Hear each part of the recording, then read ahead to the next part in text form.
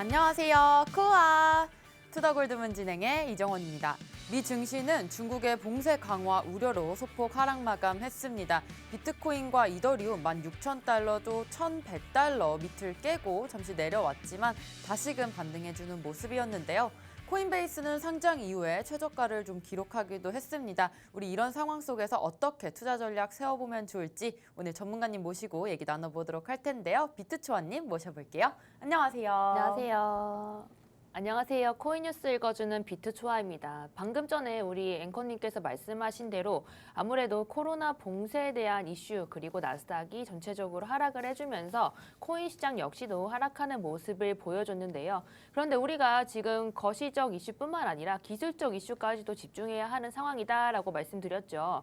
지금 아무래도 이제 FTX 사태가 종료가 되지 않은 만큼 셀시우스의 방향에 아무래도 조금 우리가 촉각을 곤두서야 하는 그런 시점인 것 같습니다. 특히나 셀시우스가 오늘 10억 달러어치를 이제 빌려오지 못하게 된다면 이제 아무래도 부도의 모습을 좀 보일 수 있을 것이라 생각이 되는데요. 디지털 커런시 그룹이 이제 아무래도 계속 돈을 빌리러 다닌다라는 이야기들이 트위터를 통해 일파만파 퍼지고 있습니다.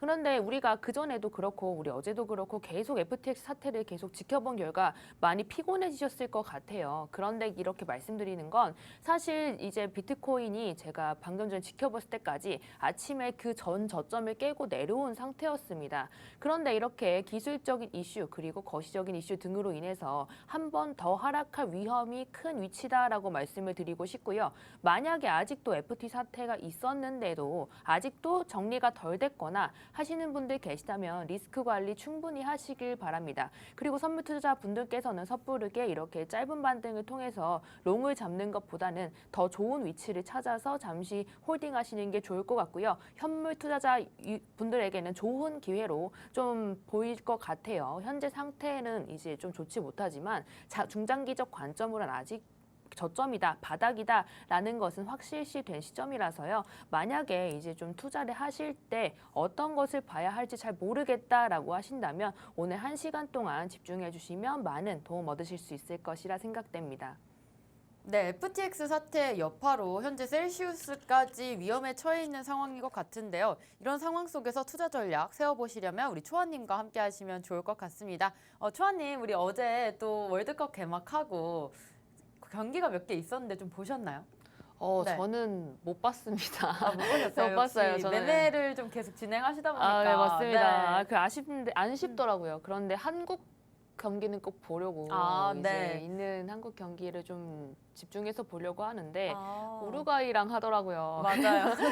아주 아니, 걱정이. 월드컵 코인을 그때 얘기하셨는데 전에 바짝 오르다가 확실히 시작하고 나서 좀 죽는 모습 보이고 있는 것 같아요. 네, 아무래도 네. 계속 바수 칠 때 떠나라는 말을 계속 했기 네. 때문에 이제 조금 우리가 주목해야 할 점은 사실 항상 시장은 기대감과 불안감의 등락이 결정된다라고 생각이 되는데 네. 사실 아직도 펜 토큰이죠. 이런 펜 토큰을 이용을 해서 할 수 있는 부분이 제한적이라 생각이 되거든요. 네. 생각보다 별거 없었다라는 생각이 좀 들어서 많은 분들께서 이제 오히려 시작이 되니까 좀 그게 꺼져갔다라고 보여지고 네. 좀 2부에도 칠리즈를 가지고 왔는데 차트 분석을 통해서 왜 하락을 했는지 그리고 어느 부분에서 매도를 했어야 하는지 말씀드릴 예정이고요. 코코아톡 방에는 이제 계속 말씀드렸어요. 네. 한 칠리즈 지금 물려 계신 분들이 많으신데 제가 한 일주일 정도 전이죠. 그 전 방송에서도 그랬고 칠리즈 이제 매수하지 마시라고 이제 매도를 해야 할 위치가 딱 그 쌍고점이었거든요. 그때 네. 매도하시고 이제 더 이상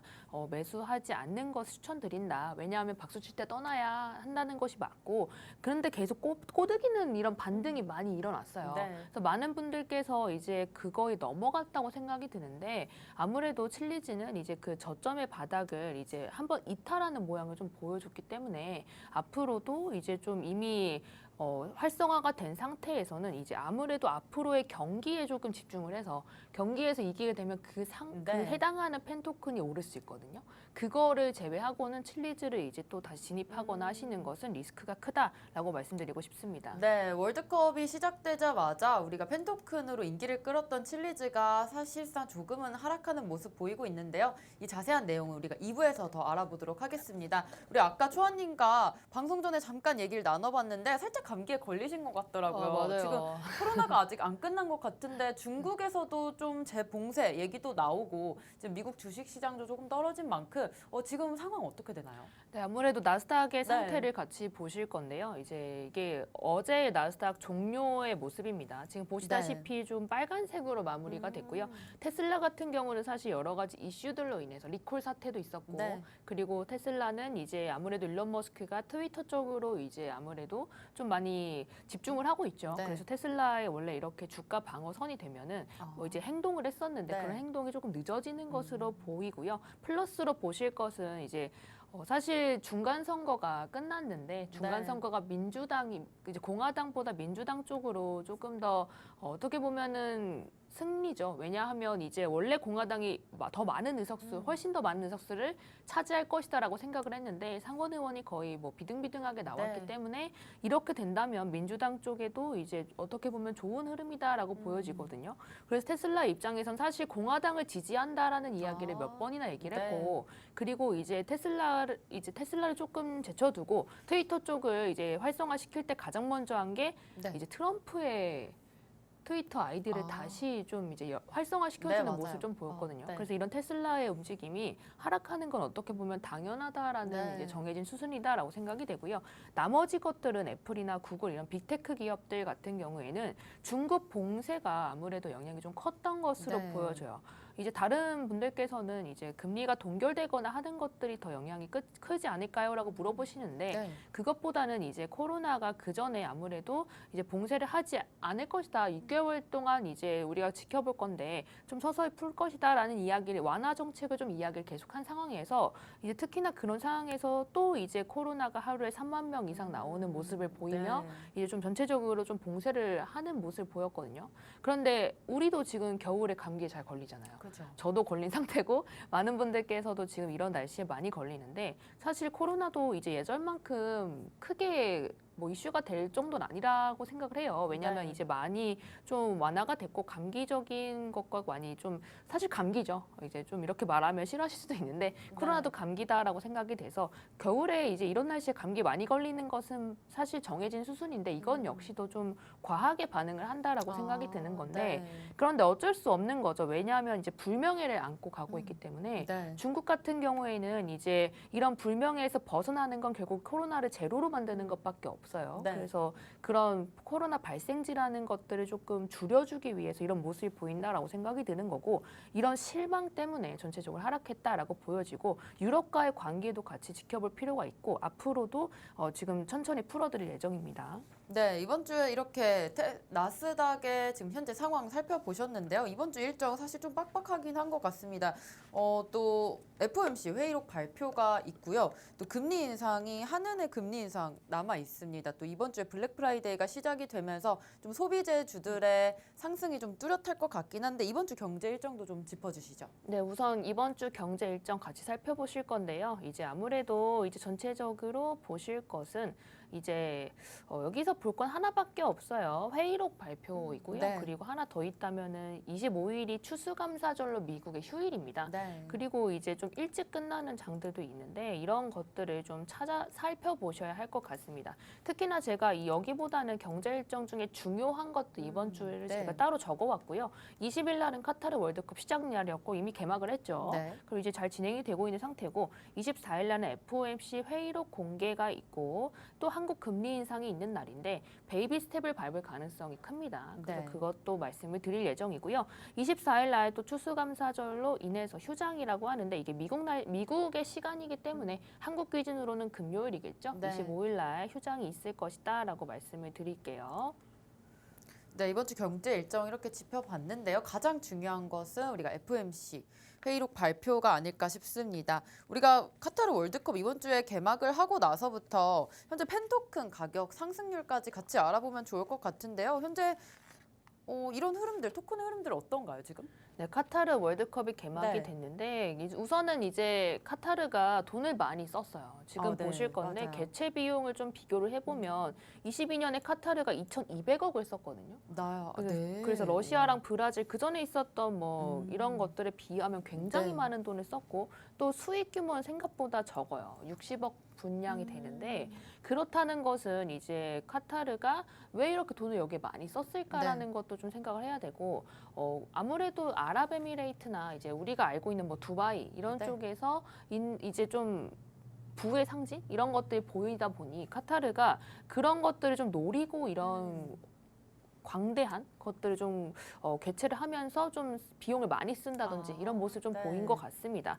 그래서 이제 좀 전체적인 펜토큰이나 이제 이런 것들을 좀 봤을 때는 아무래도 칠리즈를 기반으로 한 코인이 많아요. 토큰이 많은데 그런데 이제 앞으로도 상승률을 보시면 이제 아르헨티나 국가대표팀, 포르투갈 국가대표팀 등등 해서 이제 아무래도 승리할 수 있는 팀들 아니면 이제 앞으로 있을 그런 경기 일정에 따라서 등락이 좀 결정이 될 것 같고요. 네. 칠리즈는 이제 이미 거의 수익률을 많이 가져간 상태이기 때문에 지금 생각해 보시면 300% 가까이 오른 거예요. 가장 저점에서 가장 고점까지 300% 가까이 올랐던 건데 이미 많은 부분이 올랐고 이제 보시다시피 많은 매도가 또 이루어졌기 때문에 네. 칠리즈는 이런 뉴스가 나오고 나서 뭐 급등세고 거래량이 급증했다라는 뉴스가 나온 직후에도 네. 바로 이제 또 16%가 하락하는 모습을 보여줬거든요. 네. 그래서 이렇게 호재로 인한 호재성 이슈들에 의해서 오르는 코인들은 호재가 거의 떨어질 쯤엔 항상 막대한 이제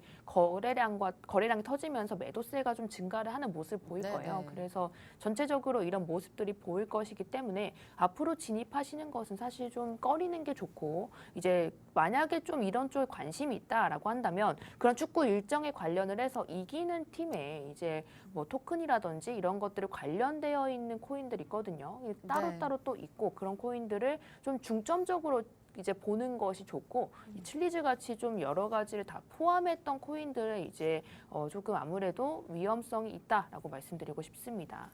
네, 이렇게 칠리즈 코인까지 봐주시면서 현재 펜토큰으로 인했던 상승이 현재 좀 줄어들면서 지금 다시 들어갈 매수 타점은 아니지만 축구 경기 일정들을 좀 살펴보시고 들어가시는 걸 추천드린다는 말씀까지 주셨습니다. 지금 연준들의 발언이 계속 있고 있습니다. 뭐 매파적인 발언도 있고요. 비둘기파적인 발언도 있는데 FOMC 회의록 결과가 나오면 좀 정확하게 사실 12월에 힌트를 좀 얻을 수 있을 것 같습니다. 초아님. 네, 우선은 네. 이제 골드만삭스의 분석가가 CPI나 이런 것들이 발표된 이후에 네. 한 말이 있어요. 이제 제가 읽어드릴 건데 연준의 입장에서는 큰 폭으로 떨어지는 것과 목표치로 돌아가는 것이 두 가지가 다른 이야기다라는 이야기를 했거든요. 그 이유가 뭐냐면 지금 이렇게 크게 뚜렷한 인플레이션율이 피크아웃이다라는 여러 가지 지표가 발표가 됐지만 그런데 아직도 높다는 거고 목표치로 돌아가기 위해서는 이제 조금 더 강하게 해줘야 할 것이다. 그래서 매파적 발언을 할 가능성이 크다라고 연결이 되는 거고요. 지금 입장에선 사실 이제 또 같이 살펴봐야 하는 게 아무래도 그 다음 날이 휴장이죠. 나스닥이 열리지 않는 이제 날이기 때문에 이제 그런 날들이 몇 개가 있어요. 나스닥장이 열리지 않는 날에는 코인으로 또 돈이 좀 몰리는 경향이 있는데 그런 것들을 좀 눌러주지 않으면 이제 기껏해야 잡은 이제 인플레이션이 다시 유동성이 증가하게 되면 연준 입장에선 좋지 않겠죠. 그래서 아무래도 강한 발언을 해줄 가능성이 아직도 큰 상황이고요. FOMC 회의록 때는 아무래도 더 큰 발언들을 많이 하면서 눌러주면서 나스닥을 종료시킬 가능성이 큽니다. 그래야지 이제 4일 동안 연장으로 휴장이 되는 이런 날에는 아무래도 그런 모습을 보여야지만 이제 전체적으로 좀 눌러줄 가능성이 크다라고 보여지고요. 이런 날들이 앞으로도 종종 있어요. 12월 23일, 12월 26일, 12월 30일 이렇게 좀 개장이 이제 좀 짧게 되거나 이제 좀 종료가 빨리 되거나 아니면 아예 안 여는 날에는 이제 같이 살펴보셔야 할 것은 나스닥과 비트코인의 관계성인데 비트코인이 지금까지는 비트코인 위주로 갔던 시장에서는 나스닥과의 유동성 그리고 유착성이라고 할까요? 유착 관계가 있었는데 지금같이 이렇게 김치코인 위주로 달려주는 장에는 오히려 비트코인이 떨어진 하락폭에 비해서 알트코인들이 오히려 건재한 모습을 보일 때가 있어요. 그래서 그런 것들은 아무래도 건강한 움직임이 아니고 지금 이제 위주로 펌핑이 80%뭐 김치 프리미엄 100%씩 붙는 이런 코인들 같은 경우는 아무래도 이제 거의 보시면은 시총 같은 게 1,000억 미만인 이런 가벼운 코인들이 많기 네. 때문에 이런 코인들은 사실 위아래로 급등락이 굉장히 커서 매도를 하실 때도 무조건 안전하게 하시는 걸 추천드리고요. 네. 무조건 지정가 매도로 본인이 들어가시고 용인할 수 있는 손해 그 라인은 걸어두고 기다리시는 것이 맞다라고 판단이 되는 거죠. 왜냐하면 지금 같은 장에서 지금 올려주지 않으면 다음에 올려줄 수 없다라는 판단으로 세력들이 이제 이런 모습을 보일 가능성이 크고요.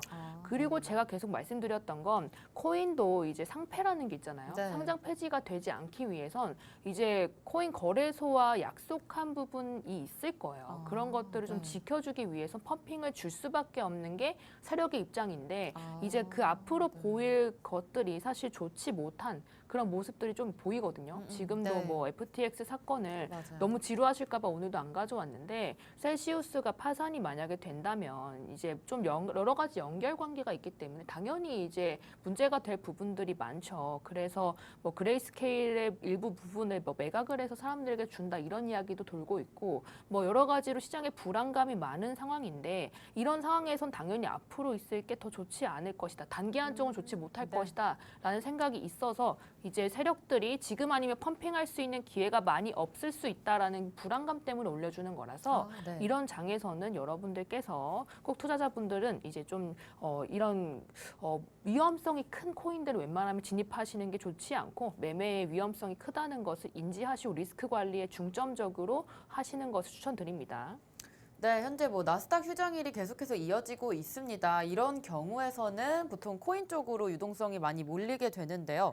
현재 비트코인과 나스닥 커플링이 많이 없어진 상태이기 때문에 이런 상황일 때는 비트코인이 많이 떨어졌을 때 알트코인이 현재 지금 받쳐주는 시장인 것 같습니다. 이런 시장 정상적인 흐름은 아니라고 말씀을 해주셨는데요. 현재 김치 프리미엄도 있고 또 펌핑하는 코인들이 참 정말로 지금 많습니다. 시총 1,000억대 이하의 코인들의 펌핑이 지금 많은 시장이기 때문에 여러분들께서 좀 용인할 수 있는 가격대에 좀 걸어두고 수익을 바로바로 보시고 나오셔야 되는 시장이라고 말씀하셨고요. 현재 뭐 유의 종목으로 지정되는 코인들도 정말 많기 때문에 그렇게 걸리지 않기 위해서 세력들은 한 번씩 펌핑을 주고 있는 시장이다라고까지 말씀 주셨습니다.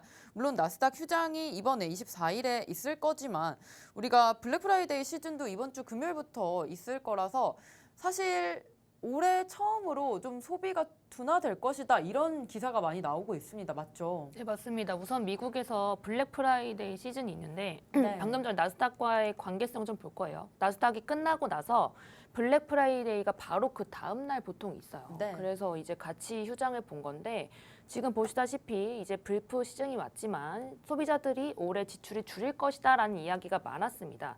그 이유가 뭐냐면 금리 인상과 인플레이션이 워낙 강하기 때문에 비싸졌다는 네. 거죠. 그래서 마음으로 이제 다가가지가 않는 거예요. 많은 사람들께서 올라가지 않는 게 내 월급밖에 없다라는 이제 많은 말이 있죠. 그래서 이런 이제 애환이라고 할까요? 이런 게 모습 보이는 게 전체적인 인플레이션이 워낙 강하게 느껴지니까 체감상으로 느껴지기 네. 때문에 지출을 줄일 수밖에 없을 것이다라고 판단이 되고요. 특히나 이제 미국 같은 경우는 주식이나 이런 쪽에 투자를 많이 하고 있기 때문에 네. 아무래도 이제 일반 투자자분들께서 이제 지갑이 많이 얕아져 있는 그런 상황인 거죠.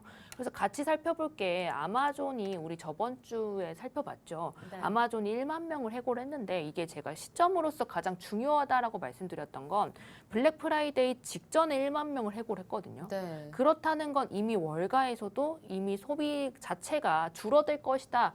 라고 생각을 한 거고요. 네. 한국 역시도 소비가 그전만치 못하다라고 생각이 되거든요. 네. 중국도 11월 11일 날 원래 이제 이런 솔로의 날이라고 해서 광군절이 네. 있어서 많은 이제 소비를 유발하는 날인데 그때 역시도 사실 강한 소비가 일어나지 않았습니다. 그래서 이렇게 세 가지로 봤을 때 전체적으로 미국의 블랙 프라이데이가 예전만큼 강한 이제 소비세가 붙진 않을 것이다라고 네. 판단이 되는 거고요. 그래서 월가나 페이스북이나 이제 트위터, 메타, 아마존 같은 이제 전체적으로 이런 수혜를 볼 수 있었던 여러 가지 주식들 역시 주가 역시도 좀 실망 매물로 인해서 하락할 가능성이 크다라고 생각이 되는 거고요. 그리고 앞으로 봤을 때는 이제 중국과의 관계도 같이 봐야 되는데 네. 중국이 베이징이 이제 코로나로 봉쇄를 했는데 그 봉쇄의 정도가 좀 셉니다. 다른 도시에서 아예 네. 들어가지 못하게 하는 이제 여러 가지 모습들이 보이고 우리 처음에 코로나가 좀 심했을 때 모습과 똑같죠. 식당 네. 내에서 뭐 취식을 하거나 그런 것들을 뭐 규제를 한다든지 그리고 이제 뭐 헬스클럽이나 이런 것들을 닫는다든지 이런 모습을 도시에서 보여주는데 그 이유가 방금 말했던 이제 연일 발생한 확진자가 거의 3만 명 이상을 육박하는 그런 네. 모습을 보였습니다. 그래서 당연히 중화권 증시는 이제 그 전에 이제 코로나 봉쇄를 푼다고 했는데 네, 맞아요. 이제 이런 모습이 바로 하루 만에 나왔기 때문에 아마 이제 콩콩 증시 그리고 네. 이제 중국계 증시들이 떨어지면서 나스닥이 하락한 것이다라고 보여지는데 중국의 역할이 생각보다 크거든요. 네. 지금도 그렇고 중국의 역할이 생각보다 큰데 유럽 쪽에서 이런 중국에게 손을 뻗는 모습을 계속 보여줄 것이다라고 판단이 되는 건데 그거는 이제 앞에 이야기들과 같이 엮어볼 필요가 있는 것 같습니다. 우선 같이 말씀드리는 건 이제 이런 중국 계열의 이제 이슈들로 인해서 이제 같이 살펴볼 거는 바로 이제 영국이나 이제 네. 이제 프랑스, 독일 같은 나라들, 이제 유럽 연합의 그 국가들을 좀 살펴볼 건데요.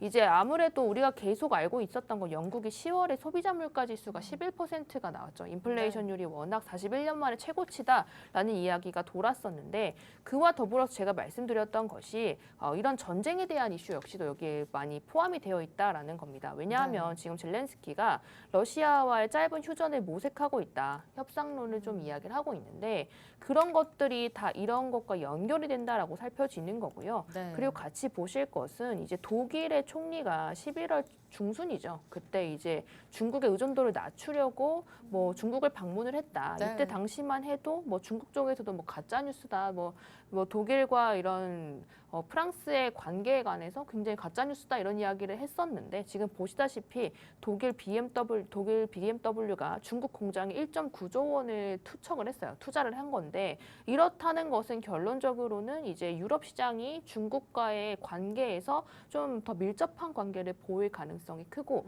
그런 것이 아무래도 미국과의 관계가 조금 좋지 못할 가능성이 크다라는 것이 네. 보여지는 거죠. 그래서 그런 것도 살펴보시면 결론적으로는 미국의 인플레이션 감축법이라고 있는데 그게 조금 자세하게 설명을 드리기 전에 이제 그 전에 지금 말했던 것들 좀 정리를 해드려야 될 것 같아요. 네네. 우선은 중국 측에 지금 현재 원래 제로 코로나를 선언하면서 미증시를 좀 끌어올렸었던 부분이 있지만 다시 시진핑 3연임 이후에 처음으로 이렇게 코로나 확진자가 3만 명 이상 연일 계속 지속이 되고 있어서 현재 다시 봉쇄령을 내린 것 같습니다. 물론 중국이 계속해서 이러한 움직임을 보이면서 다른 나라들과 같이 좀 상생할 수 없는 모습도 보이고 있는데요. 지금 중국 입장에서는 제가 봤을 때는 시진핑이 어쨌든 물론 코로나를 잡기 위한 것도 있겠지만 자기의 권력을 조금 더 확실시하려는 움직임도 있지 않을까 싶은데 초아님 좀 어떻게 네, 보세요? 맞습니다. 아무래도 중간 선거가 종료되기 직전에 네. 가장 그 관계를 이제 무섭게 몰아붙였던 것 네. 역시도 연결이 된다라고 말씀드렸는데 어쨌든 3년임이 종료가 됐고 이제 미국 역시도 중간 선거가 종료가 됐고 네. 나머지 국가들 유럽 연합에서도 많이 정치권이 바뀌었습니다. 그렇다는 건 이제 그런 관계를 조금 완화시켜도 문제가 없다라는 것인데 이제 경제에 좀 집중을 해야 할 타이밍인 거죠. 네. 그래서 이제 중국에서 숄츠와 마크롱이 11월에 방중 준비 작업 중이다라는 이야기를 9월 달에 흘렸습니다. 네. 그런데 이때 당시만 해도 중국 매체는 이제 거짓말, 가짜 뉴스라라는 이야기를 했었는데 이제 우리가 살펴봐야 할 것은 이제 또 마크롱에 대한 이슈가 또 나왔는데요. 마크롱이 중국과 러시아 중재 역할을 또 기대한다. 내년 네. 방중에 또 할 것이다라는 이야기를 했습니다. 그래서 그 전에 이미 독일이 방문을 했고 이제 거기에 BMW에서 이제 중국 쪽에 거의 2조 가까운 돈을 이제 네, 투자를 맞아요. 했다는 네. 것은 미국 미국도 이제 미국과의 관계보다 중국 쪽의 관계를 좀 두텁게 하려는 모습이 보이는 거고 그 이슈들의 원인으로 뽑히는 건 아무래도 인플레이션 감축법이다라고 생각이 되거든요. 네. 인플레이션 감축법이 뭐냐면 미국에서 미국 내에 있는 이제 에너지나 이런 뭐 전기차 이런 것들에게 좀 돈을 뿌리는 거예요. 돈을 뿌리는데 중요한 건 미국 내에 있는 공장에서만 가능한 거거든요. 네. 그래서 원래는 이제 테슬라 같은 경우도 독일에 공장을 세우려다가 맞아요. 이제 미국 쪽에 세웠게 된 것도 이제 그렇게 돈을 받기 위해 지원금을 받기 위한 행동이다라고 보여지고 이렇게 되면 당연히 내수가 활발하게 될 수밖에 없죠. 그래서 네. 유럽 연합 같은 경우는 미국이 이렇게 행동을 하면 우리도 살 길을 찾아야겠다라고 할 생각이 네. 크고 그런 네. 모습을 보인다는 건 결국에 중국과의 관계성을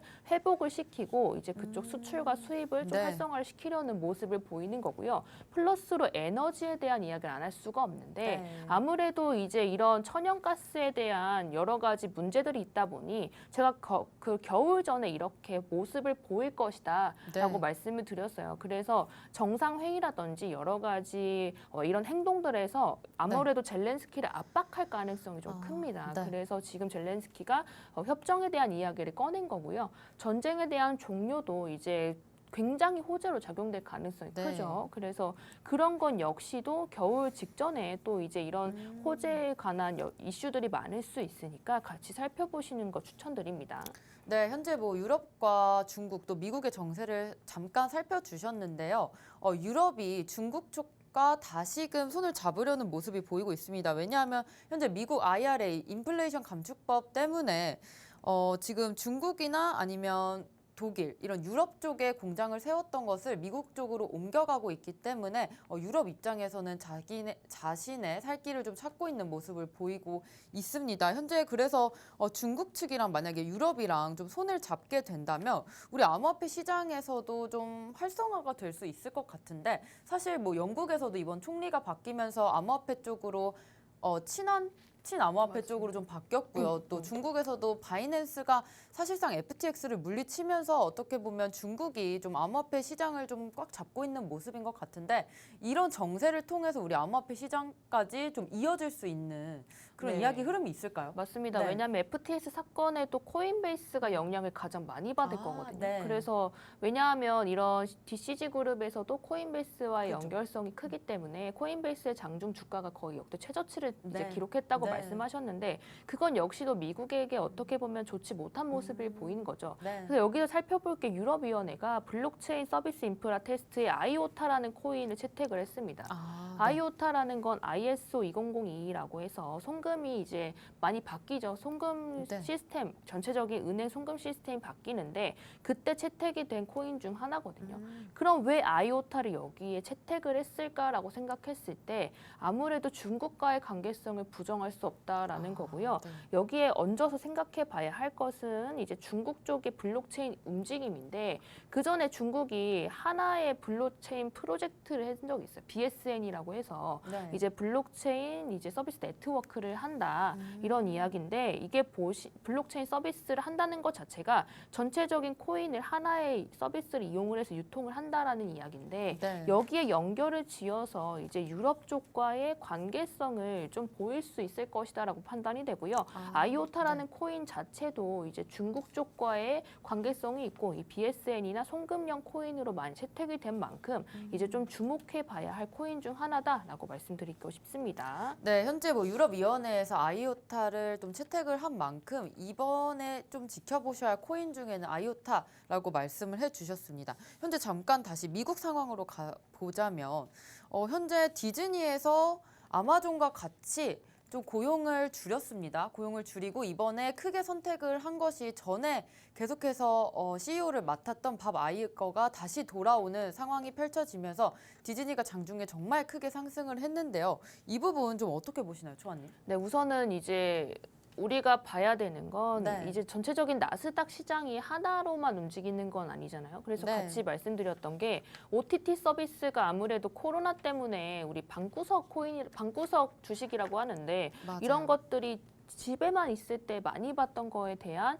손해가 지금은 있을 수밖에 없다라고 생각이 돼요. 네. 어느 정도 많이 완화가 됐고 이제 좀 아무래도 몇 년 동안 지속이 됐기 때문에 지루할 수밖에 없다라고 생각이 네. 되는데 디즈니 역시도 이제 그 전에 우리 이슈를 찾아봤는데 해고를 할 것이다라는 이야기를 했었어요. 그렇죠? 네. 그래서 단행을 했던 이유는 2조 원 이상의 영업 손실, 특히나 이제 스트리밍 서비스에서만 거의 2조 가까운 손실이 가까이 발생이 됐기 때문에 네. 앞으로 있을 모습들은 이제 그 전에 있었던 최고 경영자죠. 밥 체이백을 이제 좀 어떻게 보면 배척을 하고 네. 그 전에 15년 동안 이제 디즈니 왕국을 건설했던 아이거라는 인물을 다시 불러왔습니다. 네. 그래서 이제 전체적인 주가 방어에 좀 성공했다라고 보여지고요. 나스닥 시장에서는 이렇게 해고나 그전 구조조정 그리고 이제 앞으로 있을 CEO의 변경이나 이런 것들이 호재도 작용이 되고 아니면 이제 악재로도 작용이 될 수 있거든요. 네. 그래서 전체적인 나스닥 시장과 비트코인이 같이 가고 이제 있는 모습들을